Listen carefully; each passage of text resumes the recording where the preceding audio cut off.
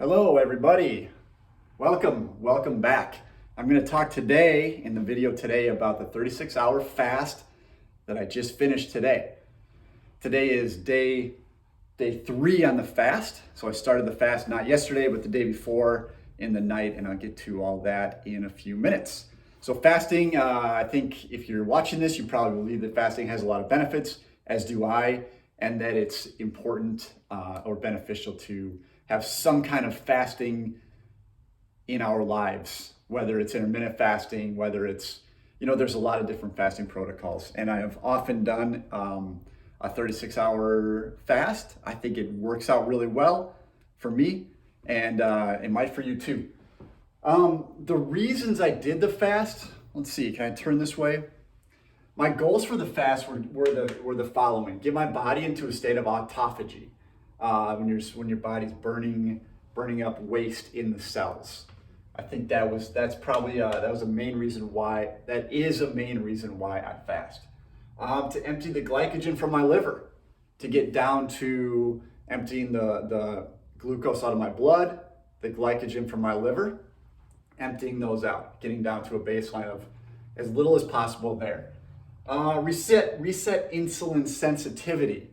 I think it's good occasionally to have zero, as low of insulin as possible to reset insulin sensitivity, and then train the body to run on ketones.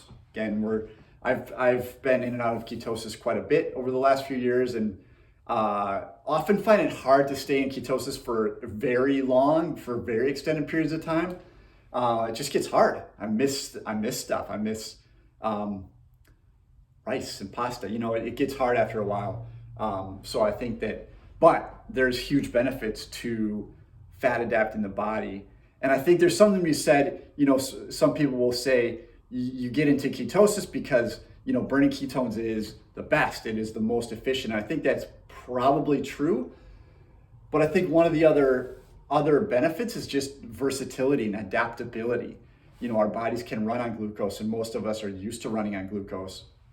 And to be able to introduce other fuel sources and basically train our bodies to be more resilient is part of this. So as I went through the fast, I measured 2 things on the Keto Mojo.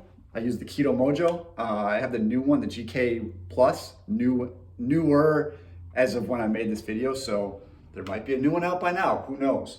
But this one's pretty sweet because it syncs with the app, syncs with an app, and it's nice to be able to track your stuff on an app instead of like a spreadsheet. But I still use a spreadsheet, so hey, let's get started. Day 1, which was not yesterday but the day before, I had my last meal at 10 p.m. and I ate carbs at 10 p.m. I think generally in the future, doing a 36-hour fast, I would probably choose to not eat so late. Although I guess it probably doesn't matter because it's still a 36-hour till 10 a.m. today. But whatever, I chose to eat some carbs at 10 p.m. on day 1, and I didn't do any measurements. Because I've done enough tests to know that my ketone levels would have been very low, my blood glucose would have been fairly high. And it didn't make sense to me to waste the test strips on the measurement on day 1. Now day 2 is probably the time that I find most interesting to look at my numbers, because day 2 kind of tells me how fast my body goes through the glucose in my blood, the glycogen in my liver, and gets into ketone production. So now I haven't done a fast like this for probably about 2 months, and I haven't been in ketosis for about a month. So I really needed to do this, and it seemed like my body was a little bit, it took a little while, I think, to work through some of the sugars I had in my body. But by day 2, my ketone levels were already at 0.8, and my blood glucose was at 103. And then this number right here is called the Dr. Boz Ratio. And you might have seen the videos by Dr. Boz, and she has a ratio, which I think is excellent, that talks about the ratio of, it's basically glucose divided by ketones, gives a number. And the idea is to get this number as low as possible, not down to zero. Obviously down to zero would be way too low, but getting it down to around 40 or below. And the theory is that once you're at that level of having glucose low enough, ketones high enough, your body's most likely in a state of ketosis, although it's probably in a state of ketosis, maybe not even this low. Like I said, there's kind of debate on what is in ketosis. But at least if you're down to 40 on the Dr. Boz ratio, your body's certainly in a state of autophagy. And possibly even at a higher ratio than that. So in my case, I didn't actually get down to this ratio until day 3. It almost seemed like my readings from day 2, the main full day of fasting, were sort of across the board, 0.8 ketones, then down to 0.5, and then up to 0.7. Now I was glad to see my blood glucose move down during the day to 91. And the Dr. Boz ratio, well, at 9 a.m. it was 128. At 7 p.m. it was still at 130. So I really spent the whole day with ketones, but still with a decently high blood glucose, which is whatever. It's whatever. It was a little high throughout the day. Now the Keto Mojo, the new Keto Mojo, new as of now, the video, also tells you if you're in ketosis, because there's a lot of phrasing around ketosis, and it says, am I in ketosis or out? Am I in or out? And really I don't know if there's an actual definition of that. I think some people will say if you have any ketones in your blood at all, then yes, you're in ketosis, which would mean that I was in ketosis all day yesterday. But the Keto Mojo said I was not in ketosis in the middle of the day, where we're reading a 0.5 in ketones, 109 blood glucose, by their calculation would have put me out of ketosis. And I don't know that it matters that much, but it's interesting to know, and it's kind of nice to be able to say, yes, am I in or out? Okay, I'm in a low level. They'll also say, a low level, out of ketosis.